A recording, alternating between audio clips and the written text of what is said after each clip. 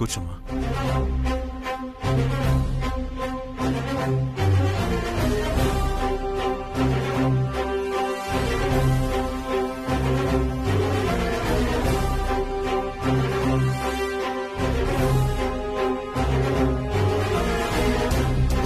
తినమ్మా.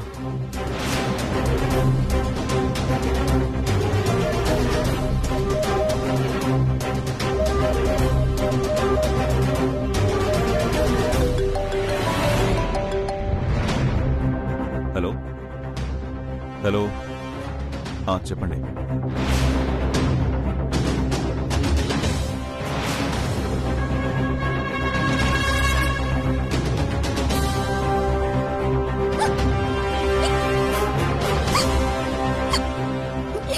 అయ్యో, మంచినీళ్ళు నీళ్ళు పెట్టడం మర్చిపోయానమ్మా, తీసుకొస్తాను.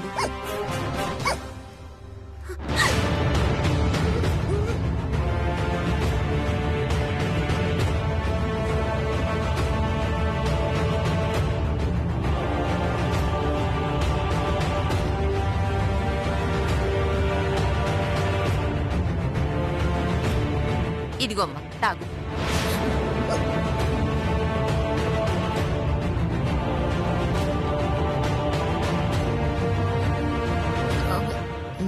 నానమ్మా, నువ్వేమనుకోనంటే ఒక చిన్న మాట చెప్పమ్మా. మా బావకి అన్నం తినగానే స్వీట్ తినే అలవాటుంది. మీ ఇంట్లో స్వీట్ గానే ఉంది అటి. 2 కిలోల స్వీట్లు ఉన్నాయమ్మా. కాకపోతే స్వీట్లు నేనిచ్చానని మాత్రం వీరనారాయణకి చెప్పొద్దు. వచ్చేటప్పుడు మీరే కొనుక్కొచ్చారని చెప్పండి. అలాగే అలాగే, వెళ్ళి అటుకొచ్చేయండి. అలాగే ఉండడమ్మా, తెస్తాను. బావా,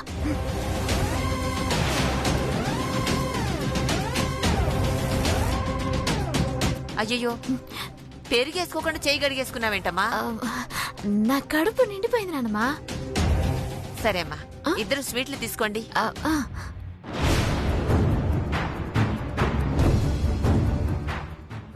థ్యాంక్ యూ.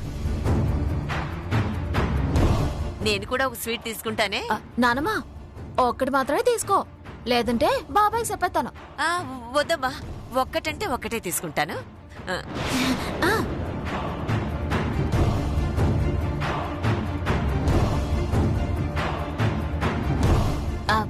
బాబాయ్, మరి మేము వెళ్తామా? చిట్టమ్మా, మేము కూడా రేపు ముంబై వెళ్తున్నాం. ఒక 10 డేస్లో వచ్చేస్తాం. ఆ తర్వాత కలుద్దాం. అలాగే సార్. చిట్టమ్మా, వెళ్దాం. వెళ్దాం. వస్తానమ్మా. మంచిదమ్మా, వస్తాం బాబాయ్. చిట్టమ్మా, వెళ్దాం పద.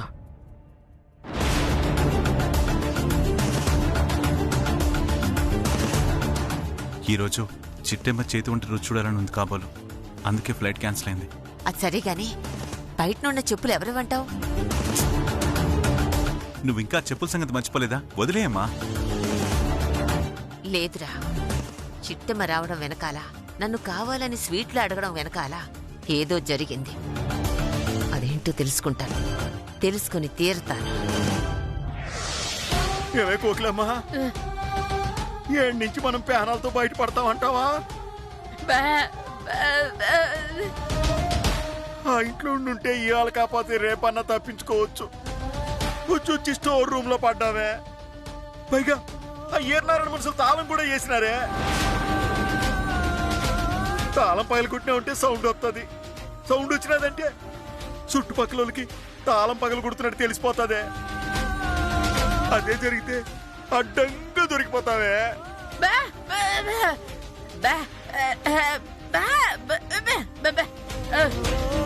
అవునే, మన సిట్టం మీద ఒకటి చేసి మన ప్యానాలు కాపాడుతుందే. అమ్మా, నానా, నానా, అమ్మా, అమ్మా,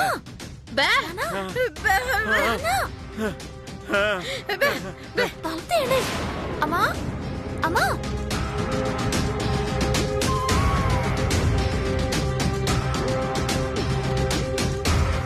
అమ్మ సిట్టే, గట్టిగా అరువుతున్నా. పొరపాటు ఎవరైనా విన్నారంటే ఎంత ఇక్కడికి వచ్చేస్తారు. అవును తల్లి, అది నిజమే. ఎందుకే ఇక్కడి నుంచి మేము బయటపడే మార్గం ఉందా? కంగారు పడకండి నాన్న, ఇప్పటికిప్పుడే మిమ్మల్ని బయటికి తీసుకురావడం అంటే అసలు కుదరదు. అంటే ఈ రోజంతా మేము ఎండే ఉండిపోవాల్సిందేనా? అవును మావయ్య, ఇక్కడ ఉండక తప్పదు. ఈరోజు రాత్రికి నేను చిట్టమ్మ వస్తాం. ఏదో ఒకటి చేసి మిమ్మల్ని ఇక్కడి నుంచి తీసుకుని వెళ్తాం. అమ్మా, ఆ తాళం కాదు. అలాంటి తాళాలు ఇంకా బందేసినా మిమ్మల్ని ఇంటికి తీసుకెళ్లే బాధ్యత మాది. కాకపోతే మేము వచ్చేంత వరకు మీరు కాస్త ధైర్యంగా ఉండండి, అర్థమైందా? ఎప్పుడు తిన్నారో ఏంటో, ఇదిగోండి మీకోసం అన్నం తీసుకొచ్చాను, తినండి.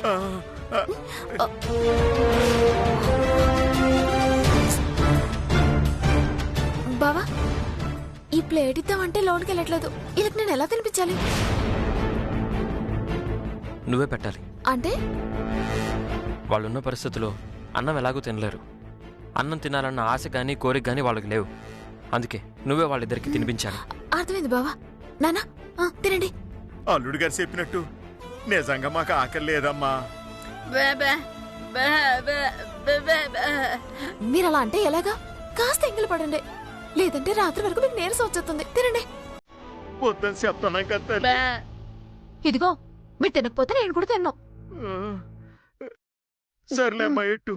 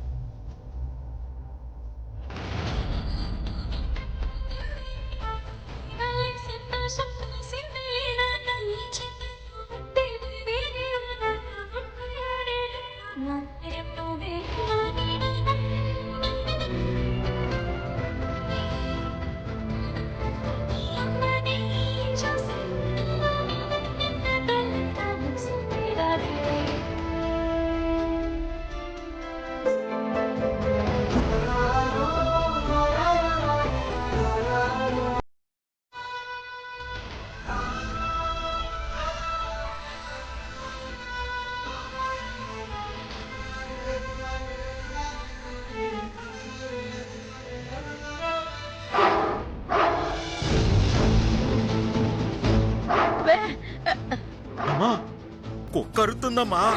అవునా? చేపల కూర వాసన దానికి తగిలినట్టుంది, అందుకే అరుతుంది. కాచిట్టమ్మ, ఇక్కడికి ఎవరో అపరిచితులు వచ్చారని ఇంట్లో వాళ్ళని అలర్ట్ చేస్తుంది. ఏంటి అలా అరుస్తున్నావు? రేయ్, ఎవరు వచ్చినట్టున్నారా? అందుకే అరుస్తుంది. గేటు దాటి ఎవరు వస్తారా? ఎవడో దొంగ ఉంటాడు, స్టోరూంలోకి వెళ్ళి ఉంటాడు. వెళ్దాం పదా. వెళ్దాం. మనం ఇక్కడ ఎక్కువసేపు ఉండడం మంచిది కాదు. త్వరగా వెళ్దాం పద. రా వెళ్దాం. బావా, కొంచెం అన్నం మిగిలిపోయింది కదా. చాలే వెళ్ళిపోదాం పద. ముందు మీరిద్దరు ఎక్కడి నుంచి వెళ్ళిపోండి. చిట్టి త్వరగా పద. నానా, వెళ్తావా?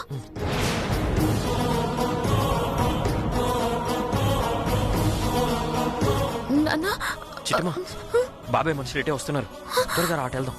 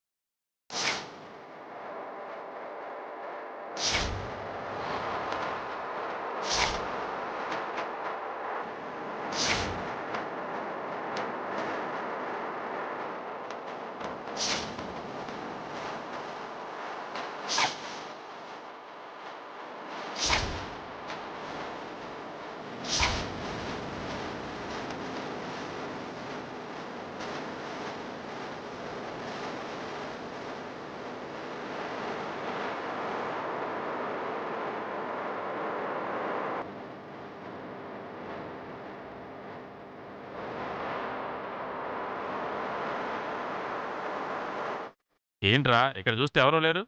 అక్కడ చూస్తే అది అరుస్తూ ఉంది. నాకు తెలిసి ఇక్కడ ఎవరో ఉన్నారా. నీ బొందరా, ఇదేం కాలం? చలికాలం. చలికాలం తోడు కోసం కుక్కలు అరుస్తాయని మా తాత నా చిన్నప్పుడు చెప్పాడురా. నాకు తెలిసి ఏ ఆడకుక్క ఇంటి బయట నుండి వెళ్ళుంటది, ఆ వాసనకి ఇది అరుచుంటది. లేదురా, ఆ అరుపు ఆడకుక్క కోసం అరచటం లేదురా, ఇక్కడ ఎవరో ఉంటే అరిచినట్టుగా ఉందిరా. ఏయ్, నీకు ప్రతిదీ అనుమానమేరా, ఆ పెద్దవాళ్ళలాగా. సరే సరే, నేను వెళ్తున్నా, నువ్వు వెతుక్కో.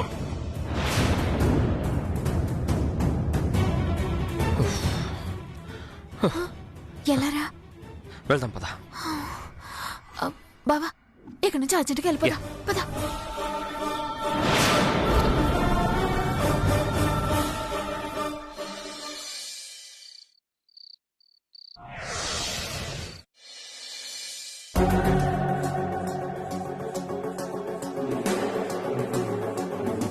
ఒరే అవతారం, అక్క, ఉదయం నుంచి చిట్టమ్మ రవిచంద్ర కనిపించట్లేదేంట్రా? ఎక్కడికెళ్ళుంటారు? ఏమో అక్క, చిట్టమ్మ ఇంటి దగ్గర నుంచి ఫోన్ వచ్చింది. ఇక అంతే, వెంటనే కంగారుకి వెళ్ళిపోయారు. ఎక్కడికెళ్లారంటావు? అదే నాకు అర్థం కావట్లేదక్క. చిట్టమ్మ కంగారు చూస్తే మాత్రం వాళ్ళ అమ్మా నాన్నకి ఏదో అయిందని అనుమానం వస్తుంది. అలాగే ఏమైనా జరుగుంటే రవిచంద్ర మనకి ఫోన్ చేసి చెప్పేవాడు కదా. అది నిజమేనక్క. కాకపోతే ఈ మధ్య అల్లుడు చాలా మారిపోయాడు కదా. వాళ్ళ ఆవిడ తానా అంటే ఈడు తందానా అంటున్నాడు. ఖచ్చితంగా చిట్టమ్మేదో ప్రమాదంలో ఇరుక్కొనుండుంటుంది. అందుకే తిరిగి రావడానికి ఇంత ఆలస్యం అవుతుంది.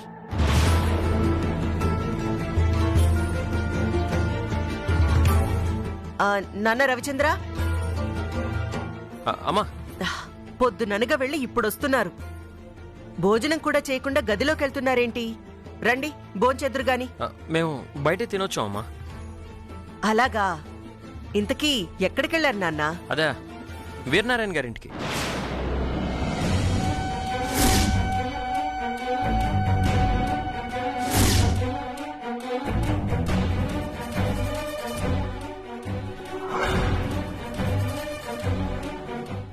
అనుకోకుండా చెప్పేశాను చిట్టి. ఏంటన్నా, వీరనారాయణ ఇంటికి వెళ్ళావా? వీరేంద్ర అని నా ఫ్రెండ్ ఉన్నాడు కదమ్మా, వాడింటికి వెళ్ళొచ్చాం. లేదు, వీడు ముందు చెప్పింది నిజం, ఇప్పుడు చెప్తుంది అబద్ధం. ఓ అలాగా. వాళ్ళ ఇంట్లో స్పెషల్స్ ఏం చేశారు? చేస్తారు, చావల పులుసు పెట్టారత్తా. ఎందుకు? అదేంట్రా, మీ ఫ్రెండ్ వీరేంద్ర వాళ్ళు బ్రాహ్మిన్స్ కదా, వాళ్ళు చేపల కూర చేయడం ఏంటి? నన్ను ఇరికించేసు, ఏదోటి కవర్ చేయి. మరి లేకపోతే ఇంకేడత్తా? ఇలా ఫ్రెండ్ వాళ్ళు బాపనోళ్ళని తెలుసు కూడా వాళ్ళు ఏం వంటలు చేస్తారని అడుగుతారేటి? అందుకే అలా చెప్పాను. నిజానికి వాళ్ళు పప్పు, సాంబారు, గుత్తి వంకాయ కూర చేశారు. ఆ వంటలన్నీ కడుపు నిండా తినేస్తున్నాము. నాకు తెలుసు చిట్టి, మీరిద్దరూ ఖచ్చితంగా ఆ వీరేంద్రింటికి వెళ్ళలేదు, ఇంకెక్కడికో వెళ్లారు. అదేంటో తెలుసుకుంటాను, ఆ తర్వాత మీ సంగతి చెప్తాను. సర్లేనన్నా, ఇప్పటికే పొద్దుపోయింది, వెళ్ళి పడుకోండి. ఓకే అమ్మా, గుడ్ నైట్. అలాగే, మీరు వెళ్ళి పడుకోండి.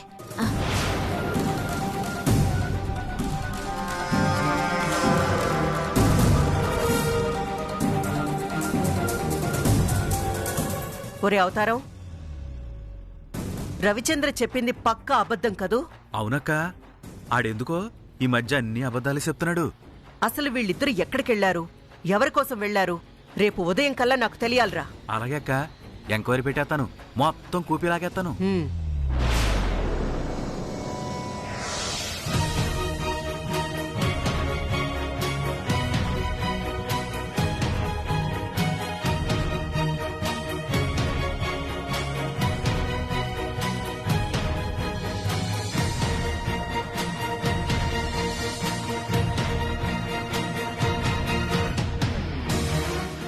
సెల్లి, ఏటి ఇంకా పడుకోలేదా?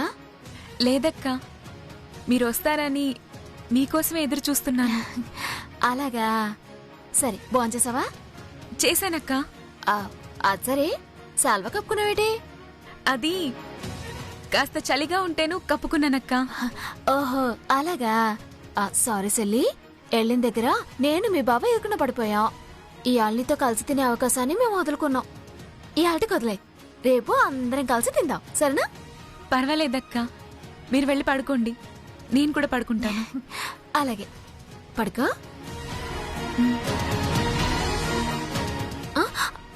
అజు పడిపోయిందే, సారీ.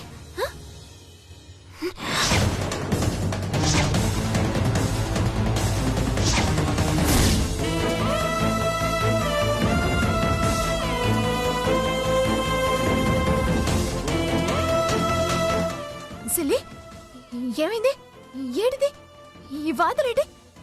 ఇవి వాతలు కాదక్కా, దోమలు కుడుతుంటేను వాటిని చంపపోయి నన్ను నేను కొట్టుకున్నాను. లేదు, నువ్వు అబద్ధం చెప్తున్నావు. ఇవి దోమల్ని చంపడానికి కొట్టిన దెబ్బలు కాదు. ఎవరు నిన్ను కొట్టిన దెబ్బలు చెప్పు. నిన్నెవరు కొట్టారు? నన్నెవరు కొట్టలేదక్కా. లతా, ఈ ఇంట్లో నిన్ను కొట్టే దమ్ము ధైర్యం ఒక్కరికే ఉంది. అది కాంతమ్మకి మాత్రమే. ఆవిడ నిన్ను కొట్టిందని నాకు బాగా తెలుసు.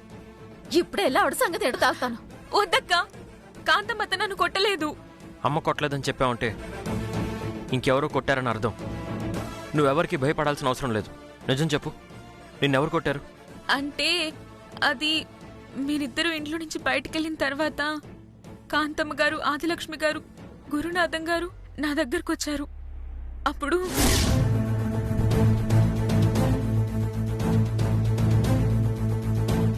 అమ్మ లత,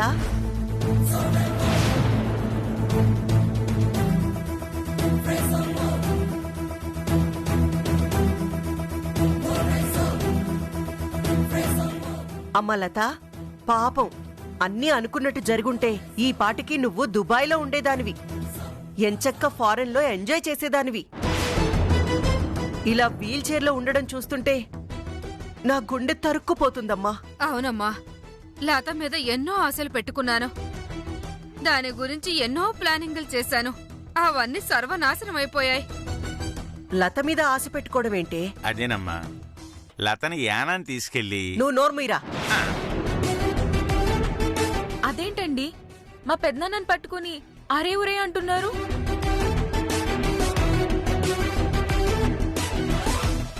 నేను నోరు మొయ్యమంది మీ పెదనాన్నని కాదమ్మా, ఇదిగో ఈ అవతారం గాడిని.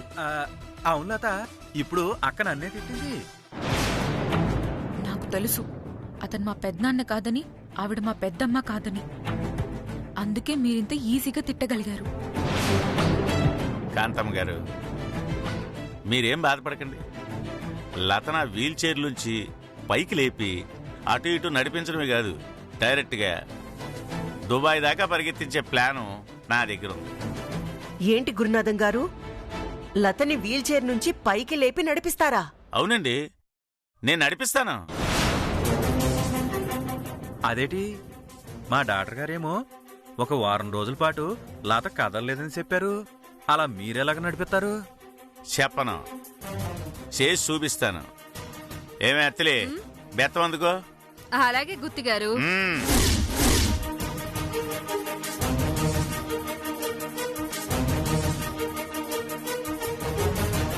ఇది అత్తిలి అమ్మవారిని పూజించిన బెత్తం అన్నమాట. ఇలా కాలుపోయినోళ్ళకి, నడుములు పనిచేయనోళ్ళకి ఇది బ్రహ్మాస్త్రంలా పనిచేస్తుంది. ఈ బెత్తం బ్రహ్మాస్త్రంలా పనిచేయడం ఏంటి? మీకు అనుమానంగా ఉంది? ఒకే ఒక్క నిమిషంలో ఈ బెత్తం ఎలా పనిచేస్తుందో చూపిస్తాను, చూడండి. ఈ బెత్తంతో ఎలా చూపించేస్తావే? మరి అక్కడే ఉంది అసలు కిటుకు. ఈ బెత్తంతో లత కాళ్ళ మీద 4 బాదులు బాదాననుకో, ఆ నొప్పులు తట్టుకోలేక అయ్యో బాబోయ్ అంటూ అరిచి ఆ వీల్ చైర్ మించి లేచి ఇల్లంతా పరిగెడుతుంది. అది అత్తిరి బెత్తం గారి బ్రహ్మాస్త్రం. బ్రహ్మాండమైన ఐడియా వేశావురా. ఇంకెందుకు ఆలస్యం, ఆ బెత్తంతో బడిత పూజ మొదలు పెట్టు. అలాగే అలాగే.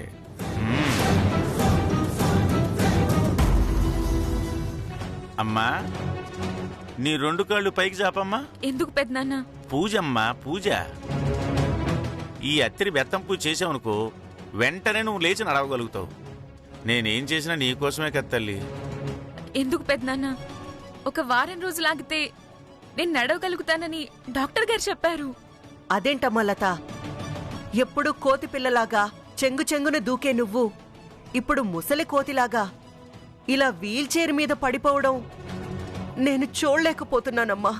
అందుకే కష్టమైనా నష్టమైనా నిన్ను నడిపించాలని నేను నిర్ణయం తీసుకున్నాను.